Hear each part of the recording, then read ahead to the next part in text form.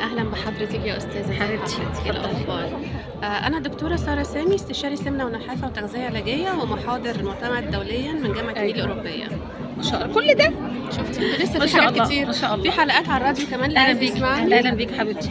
قدّمي نفسِك. أهلا بحضرتك دكتورة نجلاء خطاب. ما شاء الله، أنا قاعدة في وسط قمم يعني، ما شاء الله حضرتك عليكم. أحسن طبعاً. ملكات مصر، زي ما أنا باقول في البرامج إحنا ملكات مصر، لازم كل واحدة تهتم بنفسها، تهتم بجسمها، تقولي إيه لكل ست تبقى شيك في بيتها، تبقى لابكل على طول براندات جديدة، عشان نسبة الطلاق العالية اللي إحنا بنتكلم فيها في البرامج. عمر ما كان الاهتمام بالنفس على حاجات اقتصادية عالية ولنفسِك أولًا، تعالي شوية كده عنها يا دكتورة. أو بإمكانيات مادية كتيرة. أيوه. الموضوع كله في الصحة الكويسة، أنت لو أيوه. صحتك كويسة وبتحبي نفسك وواثقة في نفسك، أيوه. صدقيني هيبقى كل حاجة كويسة، ومش محتاجة تمامًا لا أيوه. براندات ولا حاجة، هتكوني أصلًا من جوه أنت بانية ثقتك أنا دايمًا بنفسك في وبانية البرامج جسمك. أنتِ ملكة، لازم تهتمي بنفسِك أولًا نعم. وبعد كده بجوزِك، لازم تهتمي صحتِك، بنفسِك لنفسك صحتِك عشان حالتك النفسية كمان. ونفسيتِك، عشان عشان تهتمي تعرفي بنفسك تهتمي لنفسك. بجوزِك نعم. تحبي وبأسرتِك. نفسك الأول عشان عشان تحبي تعرفي غيرك. تحبي اللي حواليك. تحبي اللي حواليكِ.